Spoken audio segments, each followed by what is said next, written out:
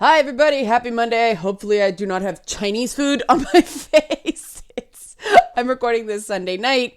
I'm a bit because I just got back from Winnipeg from the comedy festival. My husband and I went to the Human Rights Museum out there during the morning and then hopped a plane in the afternoon into the evening. If you get a chance to be in Winnipeg, check out that museum. It's really well done considering the subject matter. It is a work in progress. They've had to alter some exhibits based on the situation in Myanmar.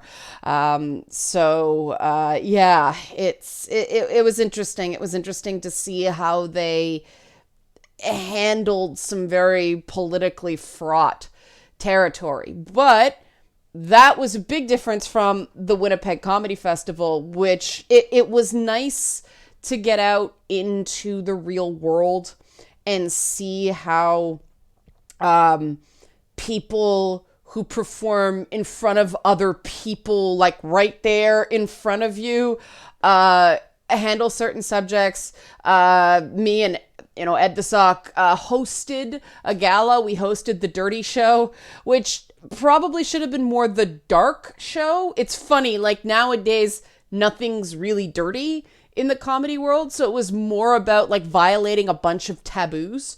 Women like looking at men's bodies, and some teachers hate children sometimes. And Simon King closed, and he was so good, just razor's edge the whole time. If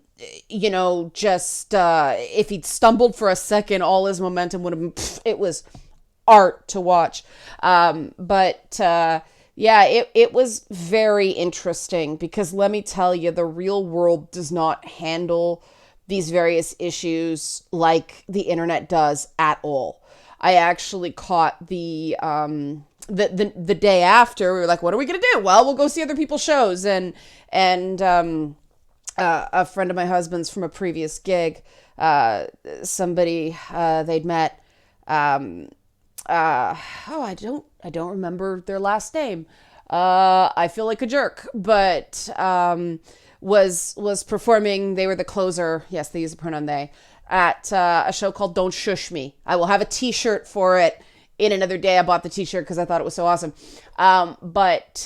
It was mostly people who, women or gender non-conforming or trans people. There was one actual Indigenous American, not Canadian, Indigenous American man performing, and a token straight cis white guy.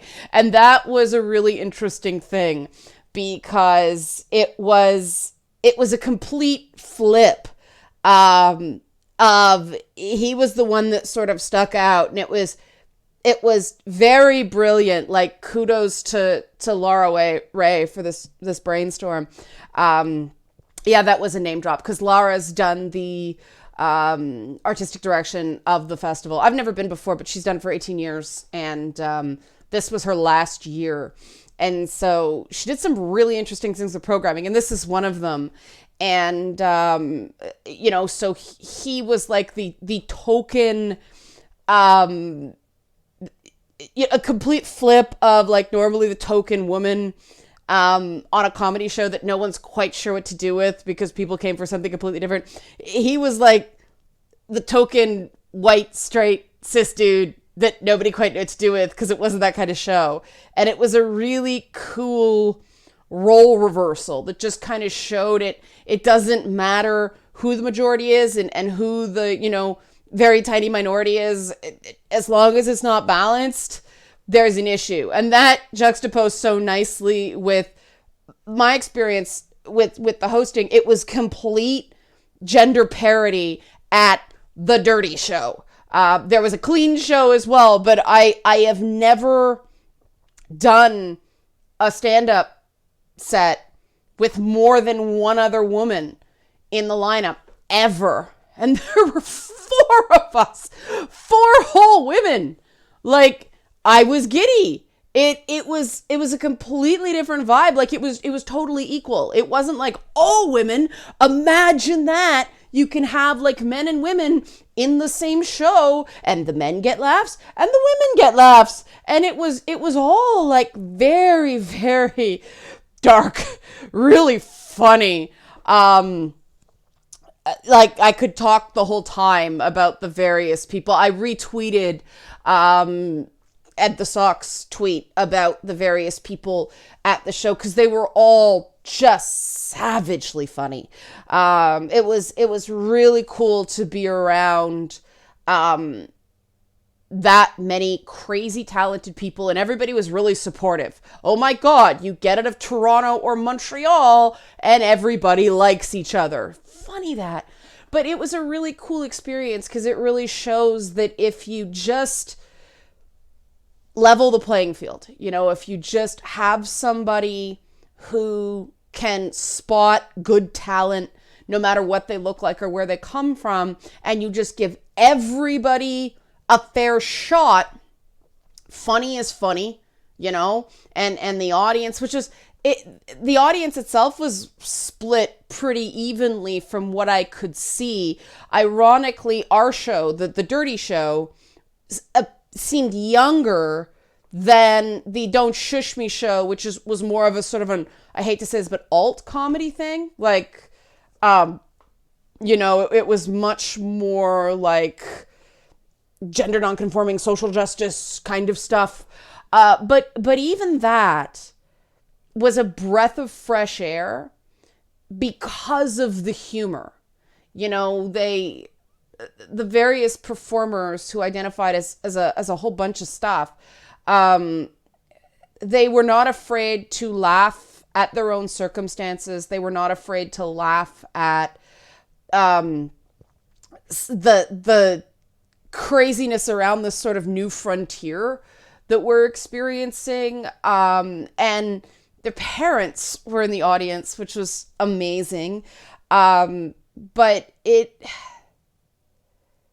it really brought me back kind of recharged, because it was just a reminder of it. Broccoli in my teeth the whole time. Awesome.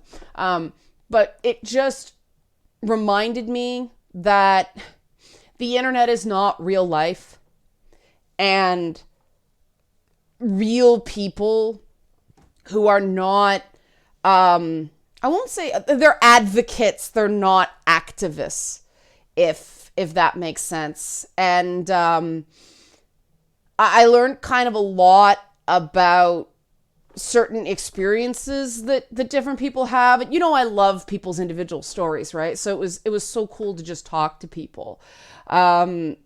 People are fascinating, and it really, that combined with going through the Mandela 100 exhibit at the Human Rights Museum, and sort of, my husband had never been, so we went through. I'd been before, but like it was, the second floor was radically changed from when I'd been like 5-ish years ago.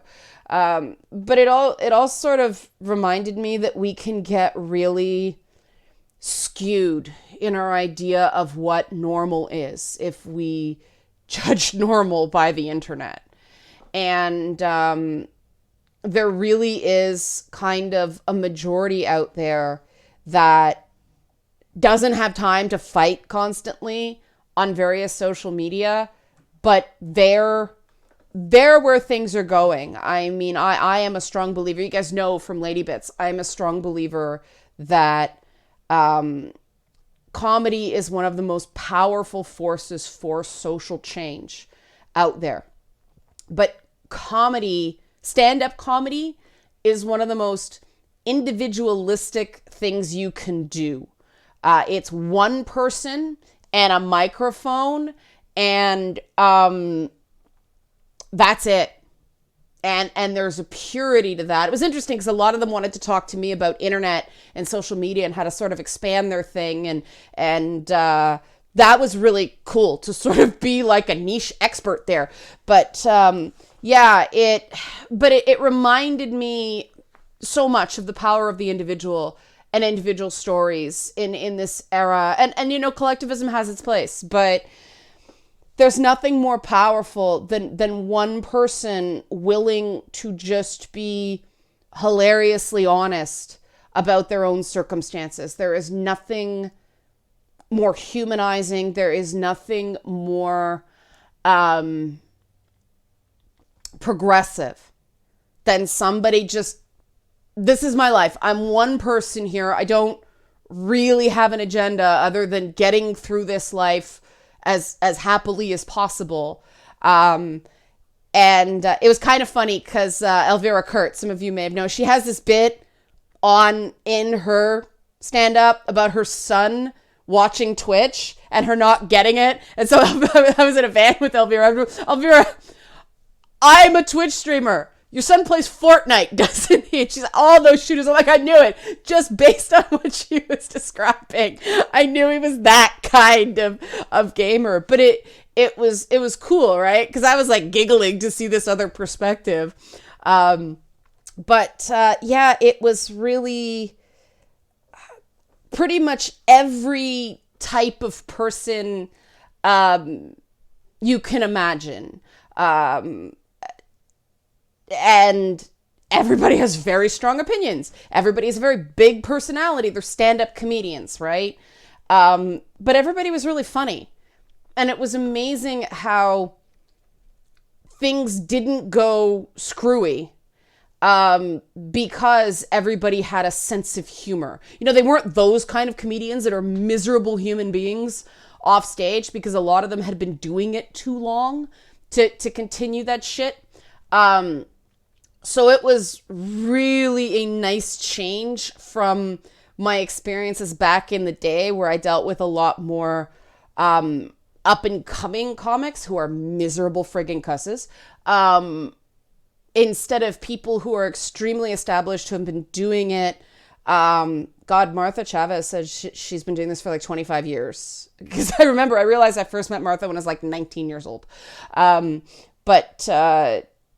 Yeah, like these are people who are experienced. They're survivors. They have managed to earn a living in a very tough business.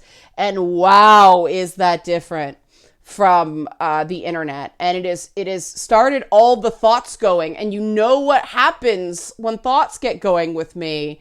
But I've been trying to keep my videos shorter. So I'm going to stop it there. And just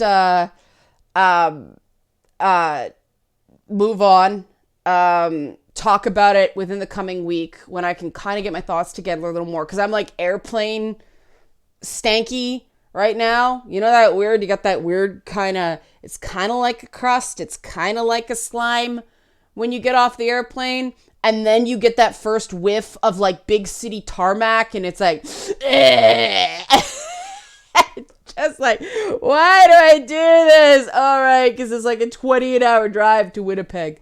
But yeah, and then of course, Momo was like, you're home. And Delilah was like, you're home. And Minda was like, you're home. And plastered herself in my face. So I'm going to get back to my cats and continue this tomorrow. I'll save some of the more behind the scenes stuff for the patrons because, you know, I don't want to tell any more kind of personal stuff. But these were a lot of like name drops because I thought they were hilarious, and I'll try to remember Chanty's name later, last name, so I can plug them because they're wicked funny, like just wicked funny. Check them out. But help support this channel, become a monthly patron, patreon.com/LeannaK. Thanks for watching.